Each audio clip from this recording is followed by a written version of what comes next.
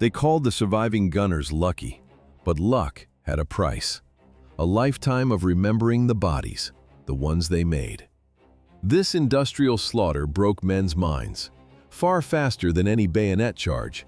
Before the true machine gun, there was an idea, an attempt to multiply firepower. The inventor was Richard Jordan Gatling. His weapon, the Gatling gun. It wasn't automatic, not yet. It was purely mechanical, driven by a hand crank. Imagine the gunner, his muscles tense, his entire body pushing against a heavy iron handle. He cranks it like a meat grinder. The barrels begin to turn with a heavy, rhythmic metallic clank. Load, fire, extract, another crank, another body. The only thing stopping the fire was exhaustion. The machine was tireless. The man was not. And a man's arm could only turn so fast. The old way was muscle, the sweat of an arm turning a crank. But for engineer Hiram Maxim, human muscle was a bottleneck. How do you make a weapon kill without human effort? Maxim's prior inventions were mousetraps and curling irons. An acquaintance gave him some advice. Invent something to help Europeans cut each other's throats more efficiently. So he decided to use the energy of the recoil itself. The idea was cold, brutal, efficient. Let the gun's own kick do the work. A shot is fired. The barrel jolts back. That force ejects the empty shell. It chambers a new round. It cocks itself, all in a fraction of a second. The human was removed from the equation. All you had to do was hold down a trigger. His prototype was ready in 1884. It didn't use modern smokeless powder. That hadn't been invented yet. It fed on old black powder cartridges. The result was a storm of fire and a thick, choking cloud of smoke. The rate of fire was adjustable, up to 600 rounds per minute. One machine had the firepower of 60 riflemen. But that kind of firepower wasn't free. The machine demanded to be fed, constantly. Ammunition came on 250-round fabric belts. Unlike older, clumsy hoppers, these could be linked together, an endless chain for a continuous stream of fire. But endless fire created a problem: heat. A conventional barrel would glow, then warp, then fail.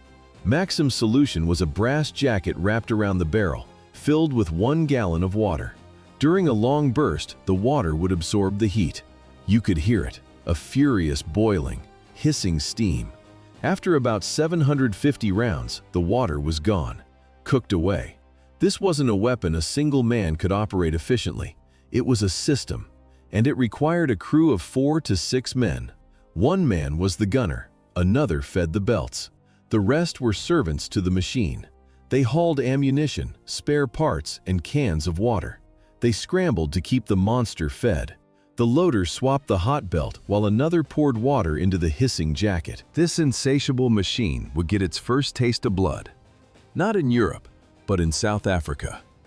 The year is 1893, the First Matabele War. This wasn't the state conflict, it was corporate action. 700 soldiers of the British South Africa Company, a private enterprise, faced 5,000 Ndebele warriors. The company's goal was asset control. The battle was a cleanup. The night attack was sudden. Thousands of warriors, armed with spears, charged the small British column. Then, 5 Maxim guns opened fire. It was a mechanical wall of lead. Warriors weren't just shot, they were mowed down like grass. The smell of blood mixed with the sharp metallic stench of thousands of hot brass casings. The final count was a slaughter. 1,500 Matabele killed. The British company lost 4 men. So why did European generals ignore this bloodbath? They arrogantly decided that civilized white people wouldn't fight like that. This was a colonial affair. A lesson from a fight against savages with spears. It meant nothing for a real war. The staff officers in London and Berlin were certain. European armies, men of discipline and courage, would never be stopped by a machine. But not every empire bet on water. The French were looking at a different map, a map of sand and heat. They needed a weapon for a war without rivers, a machine gun that wouldn't die of thirst. The solution? The Hotchkiss. Air-cooled, no water jacket, just a thick, heavy barrel designed to bleed heat into the desert air. Under continuous fire, that barrel would reach 400 degrees Celsius. It glowed, a dark, menacing red in the twilight. But the real cost of this design was paid by the gun crew. The loader fed the machine not with a long fabric belt, but with short, rigid metal strips. He had to jam them into the searing hot receiver, one after another. A frantic reload every few seconds. A desperate compromise for colonial ambition. The Maxim belt held 250 rounds. The Hotchkiss strip held just 24. Despite the debates, the arms race was on. By 1914, generals were still skeptical. But every major European empire was maniacally buying Maxim's design. What did this competition of calibers result in? It created the perfect infrastructure for a global positional meat grinder. The British wanted proof of reliability. They staged a test. Imagine a single Vickers machine gun firing for 12 straight hours. The roar was deafening, non-stop. Sweat-soaked crews worked in shifts, swapping out 100 smoking barrels. Around the tripod, a mountain of brass grew. Nearly 1 million rounds fired, not a single breakdown. That single test, 1 million bullets, cost more than the entire annual budget of a small European city. The Maxim design became the standard. Germany had its Maschinengewehr 08, the MG-08, chambered in the heavy 7.92 by 57 mm Mauser round. Russia had its own version from the Tula arms factory, mounted on a distinctive wheeled cart with a gun shield. That British Vickers proved so indestructible, it officially served in the army until 1968. The world's armies now had the ultimate defensive weapon, and they were about to march them into a new war, using the tactics of the old one. The generals promised victory by Christmas 1914, parades and glory. Instead, the soldiers got mud, and a new morning ritual, urinating on a red-hot machine gun barrel just to survive until dawn. This was the life of a machine gun crew. A gunner to aim and fire, a loader to feed the belt, and others to haul the weight of an adult man, 60 kilograms of steel and water through the filth. Why did two entire infantry companies do nothing but carry ammunition for a single gun? Because the gun devoured bullets by the thousands. The barrel had to be replaced every hour. If water ran out for the cooling jacket, you used whatever was left. The sharp smell of boiling urine on hot metal became the smell of survival. You were the king of the battlefield, and you were the #1 target. Artillery barrages hunted you. Snipers aimed for your head. The enemy devised entire assault tactics just to kill you. In the middle of an attack, German stormtroopers appeared. Their only weapon, sacks full of hand grenades.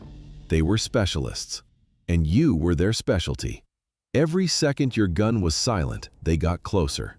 The machine gun had broken the old rules of war. It had to be defeated. So the British created the first tanks for one single purpose: to cross the wire and kill the machine guns. The obsession with killing the machine gun came later, after millions of men were already dead. In August 1914, the generals were still drawing beautiful cavalry maneuvers on their maps. This would be a short, decisive war. Over by Christmas, they planned for heroic attacks, for victory won by superior will. They were wrong. While German factories mass-produced Maxim machine guns, French and British commanders studied Napoleonic tactics. They believed in bright uniforms and the power of the bayonet. They ordered their men to advance shoulder to shoulder, a solid line of flesh and steel, a perfect target. The theory was simple. The attack would suppress enemy fire. The advancing wall of soldiers would break the enemy's spirit. Then, a final bayonet charge would deliver victory. It was a fantasy. In reality, the first wave was cut down in seconds. The second wave was cut down. And when gaps appeared in the line, the commanders simply fed fresh battalions into the slaughter. Those fresh battalions weren't charging men. They were charging a mathematical equation, a geometry of death. How could one crew stop an entire battalion? The secret was grazing fire, a stream of bullets flying no higher than a man's head. This cone of fire stretched for 600 meters, the length of 6 football fields. Stand up anywhere in that zone, and you were hit. The system was brutally simple. Machine gun nests every 250 yards. Fields of fire interlocking, overlapping, creating an inescapable web. But the true genius of the trap was the barbed wire. 15-meter deep belts of it laid out in the dark. It didn't stop men, it funneled them. They hit the wire, they struggled, they bunched together, and then the guns opened fire from the side. One bullet tearing through 3, 4, 5 men in a single file. The ground, churned by artillery, became a sucking sludge. Men got stuck. Wounded men drowned in the mud under fire. Heroism was irrelevant. This was an industrial process, a conveyor belt of bodies. Artillery may have caused more wounds, but the machine gun was the engine of slaughter. It accounted for 20 to 40% of all deaths on the battlefield. The first casualty reports arrived. A shock. 3 million men, killed or wounded in just a few months. That's the entire population of Paris at the time, wiped out. The high command finally understood 2 machine guns per battalion wasn't a plan. It was a suicide note. The Battle of the Marne hammered the point home. 500,000 more casualties. The response was not tactical genius, it was pure panic. The British Army started with 2 guns per battalion. They ended with 36. The Germans pushed for 1 gun for every 50 men. Their solution to the slaughterhouse was simple: add more blades. After the Marne, the German armies retreated and dug in. They held the high ground. Both sides then tried to go around each other. The so-called race to the sea began. But it wasn't a race. It was a clumsy, bloody stumble, each army desperately trying to outflank the other. So where did this race to the north lead? To the coast, and to a wall. By November 1914, the front line was a single, unbroken scar of trenches. From the Alps to the North Sea, 25,000 miles of excavated earth, a distance equal to the equator of the planet. Europe had locked itself in a cage. The weapon's purpose was defense. Pure defense. On some sectors, there were 30 machine guns for every kilometer of front. Each gun had a crew. 4, 6, sometimes 8 men. Their job wasn't just to fire it. Their job was to haul it. The metallic scrape of the heavy tripod against rock. The grunts of men straining to drag the weapon forward. It was a piece of artillery, not a rifle. There were no Rambo-style heroics. No firing from the hip during an advance. The gun was too heavy. The crew too vulnerable. The armies were pinned. Attack became impossible. Defense became everything. The static front created a new kind of hell. Close quarters combat in a ditch. When the enemy was no longer 100 yards away, he was 3 feet in front of you. This was trench clearing, a butcher's work.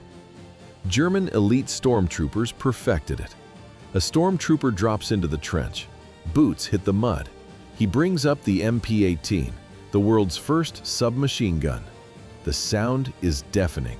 A 9mm echo in a narrow corridor of earth. There was nowhere to run. It was personal slaughter. The MP-18 was nicknamed the machine pistol.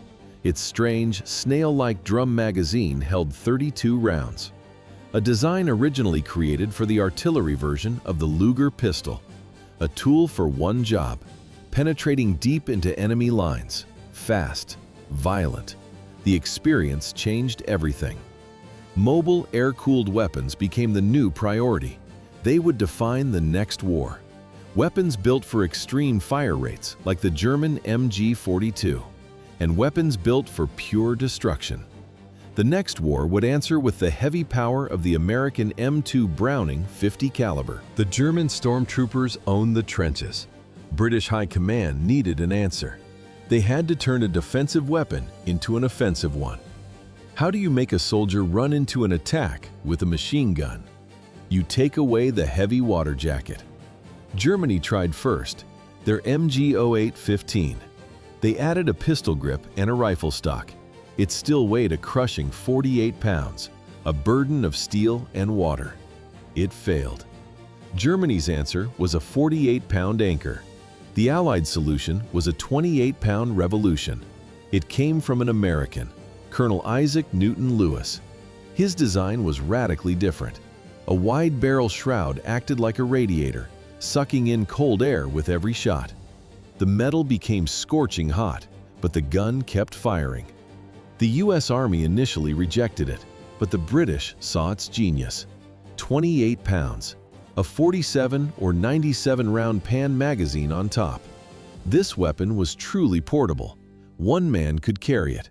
Two could operate it with brutal efficiency. This enabled new rush tactics. Soldiers could now fire from the hip while advancing. But as armies rushed to put machine guns in the hands of advancing infantry, not all solutions were equal. The French command had an answer, the Chauchat, an absolute engineering failure. Imagine a French soldier running through the mud. He slips, he falls. The side of his rifle plunges into the wet earth. Inside the weapon's cheap, stamped metal magazine, you can hear it, a sickening crunch. Dirt grinding into the mechanism, the bolt jams, hopelessly. That magazine, holding just 20 rounds, was open on one side. A fatal design choice. It wasn't for performance, it was for bureaucracy, so officers could visually count how many bullets a soldier had left. This convenience came at a price. Mud, dirt, and debris flowed directly into the gun's action. The result was infamous. A slow rate of fire, just 250 rounds per minute, and constant failure. That open magazine was responsible for 75% of all stoppages. American forces received versions chambered for the heavier .30-06 cartridge. They were even worse. On a perfect firing range, the Chauchat could fire maybe 300 rounds before jamming. In a trench, it was less than 100. But while men died with jamming rifles, a solution already existed. The designer was a legend, John Moses Browning. His answer to the problem was the Browning automatic rifle, the BAR. So why didn't this perfect weapon save the infantry? Generals were terrified it would fall into enemy hands. It was an air-cooled, gas-operated machine gun, chambered for the powerful .30-06 cartridge, fed from a simple, reliable 20-round box magazine. Its rate of fire was 500 rounds per minute. This weapon was a masterpiece, and the high command treated it like a state secret. Soldiers were ordered to destroy the BAR at any cost rather than let it be captured. The weapon was more valuable than the man holding it. Instead of deploying it to the front lines, the leadership held it back. They saved the new rifle for the planned offensives of the next year. But a better weapon didn't solve the core problem, the math of survival. For the British Machine Gun Corps, the odds were simple. They were terrible. They had a nickname, the Suicide Club. They were positioned far ahead of the main line, stationary targets for artillery, mortars, and rifle fire. Their job was to hold the line, at any cost. During a major offensive, the life expectancy of a machine gunner was not measured in hours. It was measured in minutes. Imagine him, shaking hands on the trigger, a field of advancing men in front. He opens fire. The gunner keeps shooting as shrapnel from near misses clinks off German Sappenpanzer armor. He sees hundreds of men fall. He knows a bullet with his name on it is already in the air. He just has to keep firing until it arrives. He knows the man who sat here before him died in this exact spot. He knows the man who will replace him is waiting, right now, just behind the trench line. He is not a soldier. He is a temporary part in a machine. The slaughter didn't just kill the men charging the guns. It hollowed out the men behind them, burning away their minds, leaving only the memory of faces in the open field. Of the 170,500 men who served in the Corps, 62,000 became casualties.